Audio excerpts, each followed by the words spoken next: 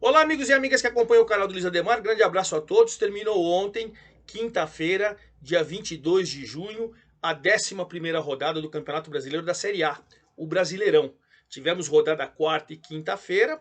Agora a 12ª rodada será no final de semana e depois só vamos jogar no final de semana, porque no meio de semana que vem tem Libertadores e Sul-Americana. Depois nos outros 2 meios de semanas teremos Copa do Brasil, jogos de ida e volta, enfim. Brasileiro agora vai ficar domingo, final de semana, né? Todos os finais de semana. E olha, nessa 11ª rodada, o Botafogo disparou. O Palmeiras, vice-líder, terminou o último invicto. Acabou o último invicto. O Palmeiras perdeu do Bahia. 5 pontos o Botafogo abriu. E o Palmeiras perdeu a primeira no campeonato. Não temos mais nenhum invicto. Campeonato que decepcionante em termos de confusão. O Santos perdeu do Corinthians na Vila Belmiro. Torcida depredou, jogou bomba para dentro do estádio, rojão, briga dentro e fora, já foi punido. O próximo mês o Santos vai jogar sem torcida, já domingo agora com o Flamengo é sem torcida e ainda deve tomar uma punição severa, multa e tudo. E mandou o técnico Odair Hellmann embora, foi demitido e já contratou o Paulo Turra, que o Atlético Paranaense mandou embora depois que o Filipão foi para o Atlético Mineiro. Paulo Turra vai ter sua chance no Santos. Ontem aconteceu a mesma coisa, o Vasco perdeu do Goiás em São Januário, a torcida também jogou coisa para dentro do estádio, bomba, tentou quebrar os alambrados, os vidros, enfim. Como foi ontem à noite, ainda não deu tempo do STJD dar a mesma punição, mas provavelmente a mesma coisa, né?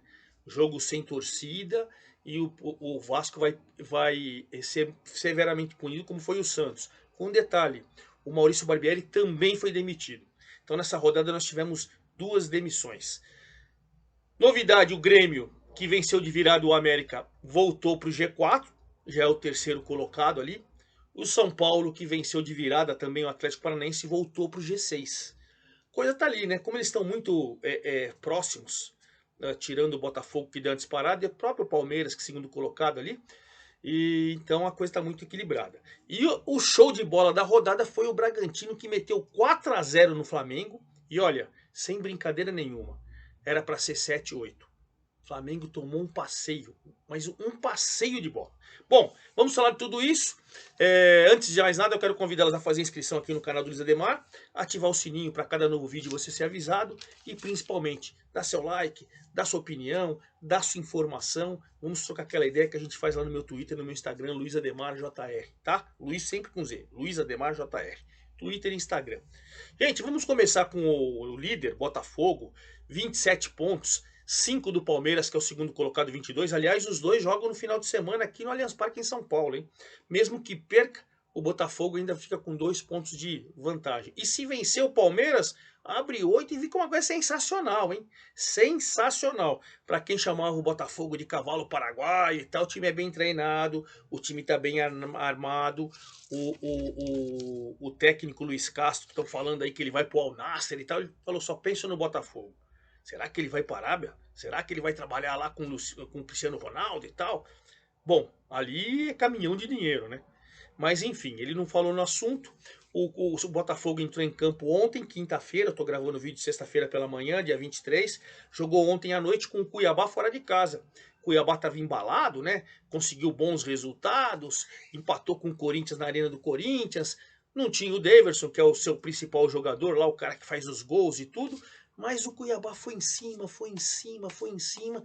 Tava jogando bem, primeiro tempo foi 0-0, um jogo equilibrado.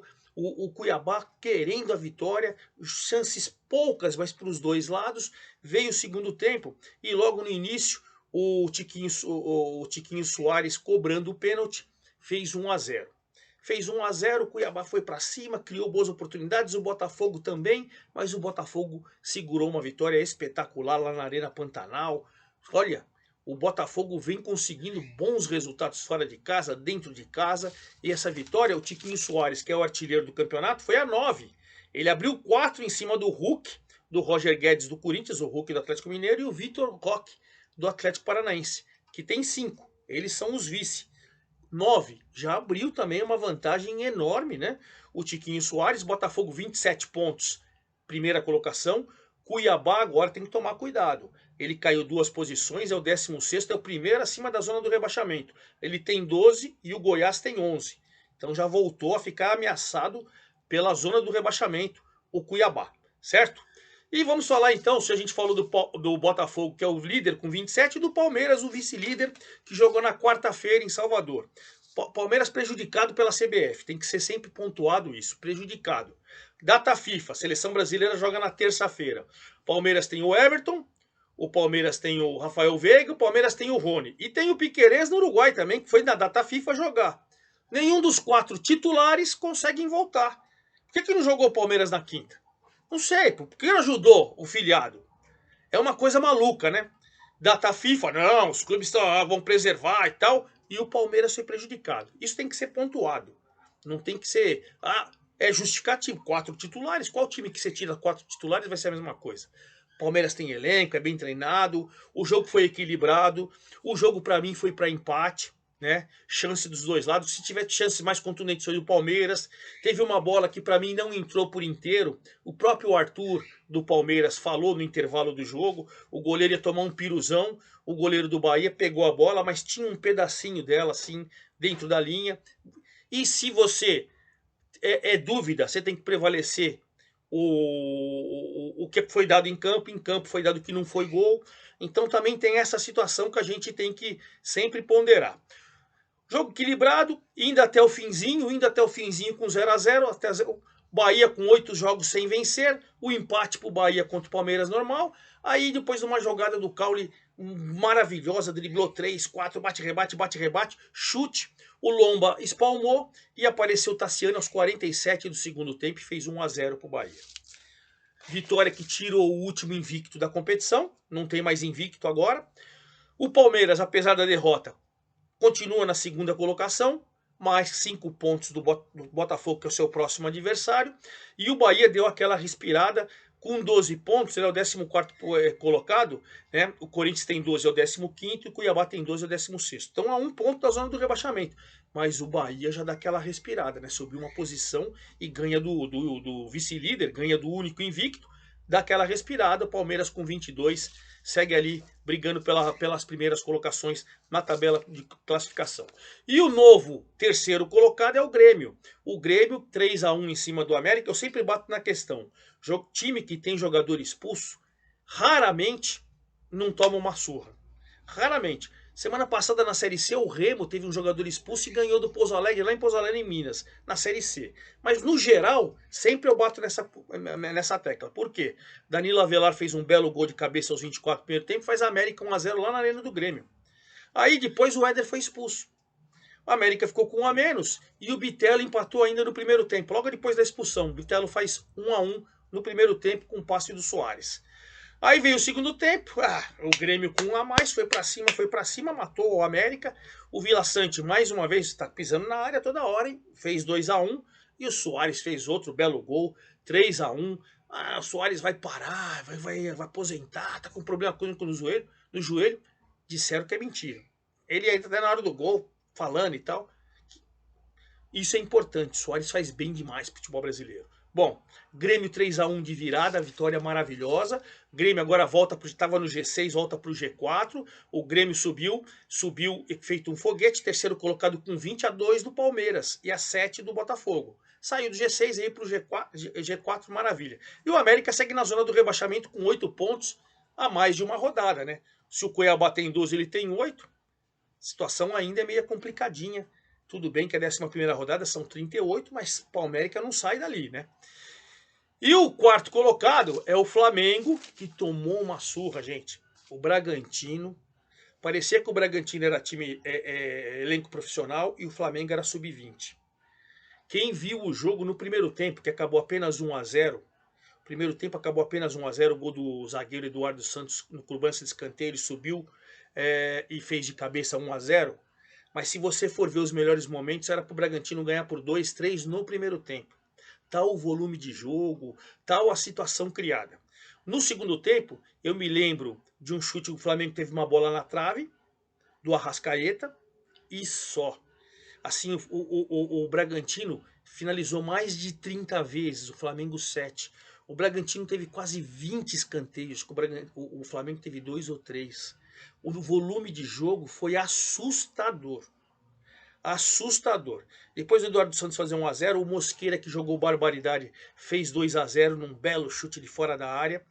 Aí o Alejandro, que tinha entrado no lugar do Sacha, fez 3 a 0 e o Mosqueira novamente fez 4 a 0.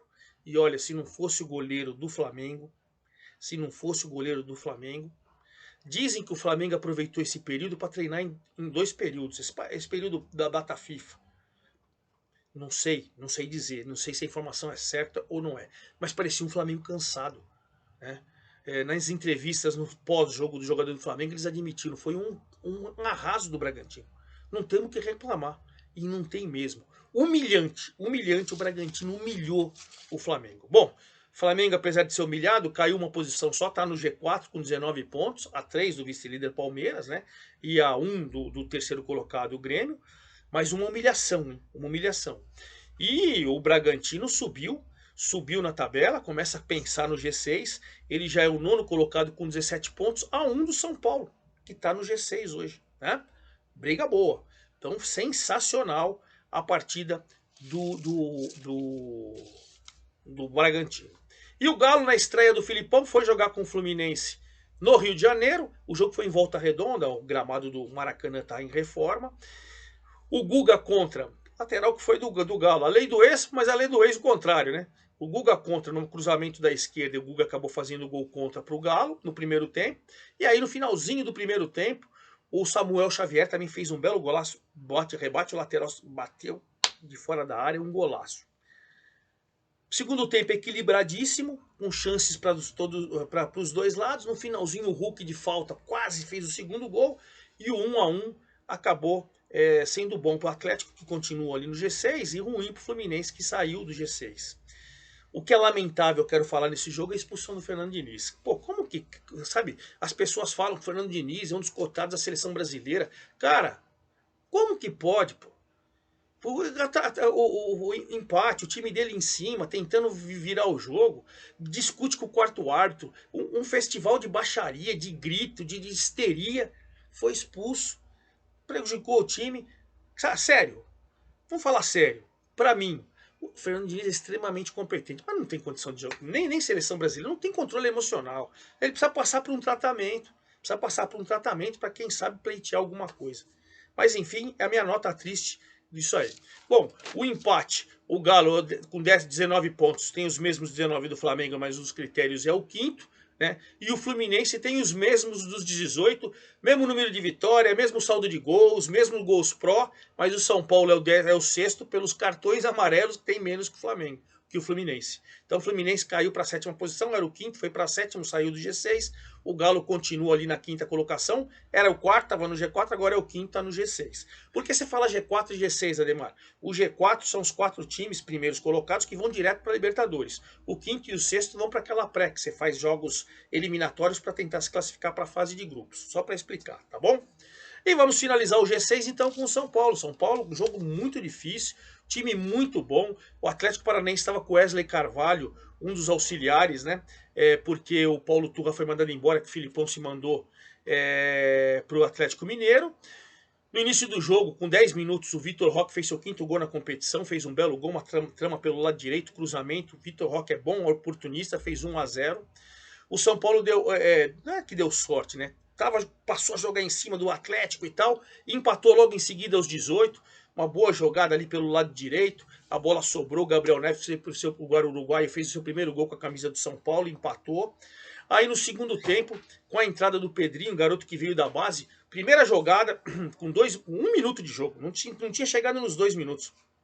O Pedrinho arrancou pela esquerda, cruzou, o Caleri ajeitou como feito aquele pivô dentro da área, rolou para trás, o Luciano meteu a bola na gaveta, 2 a 1.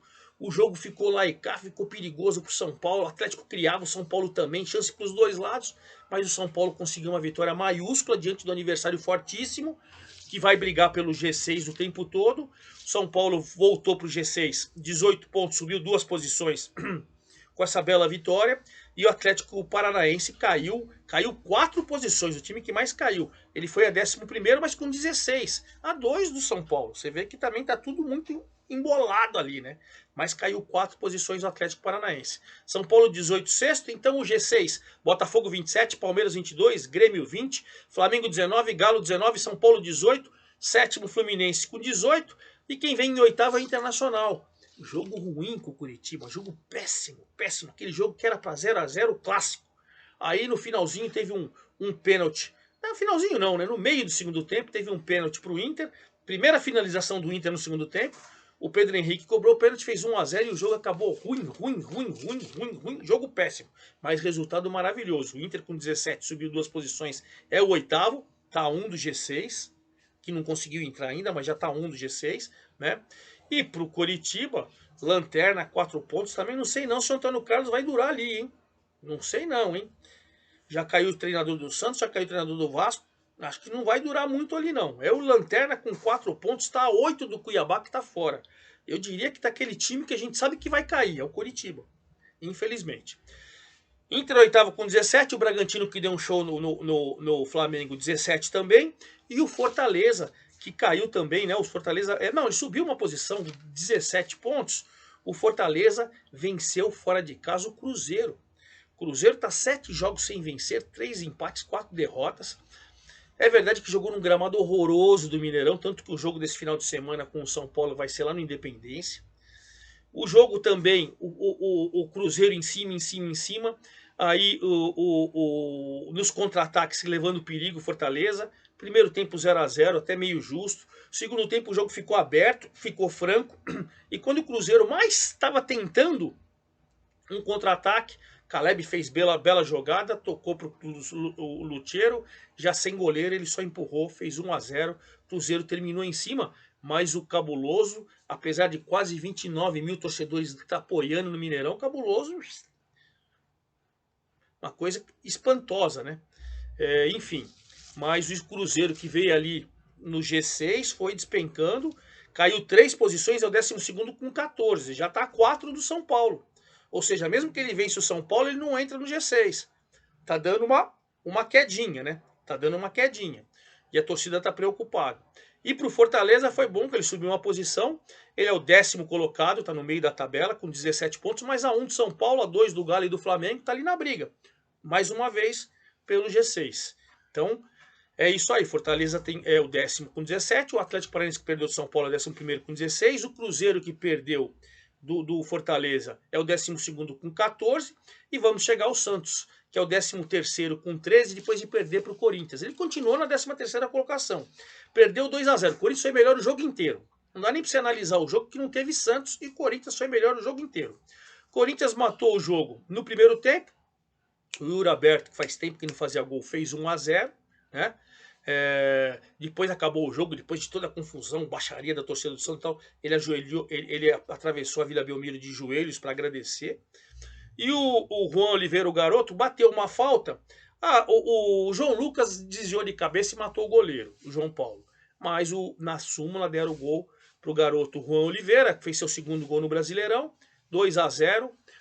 O Odair Helma foi demitido no Santos, a torcida fez um festival de baixaria, jogou rojão e tal. O árbitro acabou o jogo com 42, 43 do segundo tempo, nem teve até o final, ele acabou o jogo. E o Santos já foi punido, vai ficar 30 dias sem jogar com torcida até a decisão final, né, o julgamento final no STJD. Infelizmente para o Santos. Santos continua na 13ª colocação com 13 pontos, a 2 do Goiás que está na zona do rebaixamento, e o Corinthians subiu uma posição, tem 12, agora é o 15º, né? Bahia tem 12 que ganhou do Palmeiras, o Corinthians tem 12, o 15º que ganhou do Santos, e o Cuiabá que perdeu do Botafogo tem 12. Então tudo um pontinho fora da zona do rebaixamento, tem que tomar cuidado ainda, né? E aí você tem na zona do rebaixamento o Goiás, com 11, venceu o Vasco. Olha que vitória importante. Venceu o Vasco e está na zona do rebaixamento.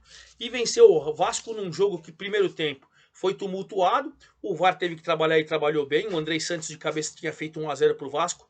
Aí deu irregularidade. Depois o Lucas Halter, né, fez também 1-0 pro Goiás. E o VAR deu impedimentos, 2 marcações certas. E depois no segundo tempo o Morelli fez 1-0 para o Goiás, segurou lá atrás e o Vasco bateu. Aí a torcida também deu aquele festival de baixaria, rojões e tal. vai ser punido que nem o Santos, certamente hoje, que eu tô gravando aqui sexta-feira, vai ser punido. E aí o Maurício Barbieri caiu. Então é aquela coisa, né? Goiás, zona de rebaixamento com 11, é o 17º, primeiro ali, né? Na zona do rebaixamento. E o Vasco, 19º, com 6. Com 6.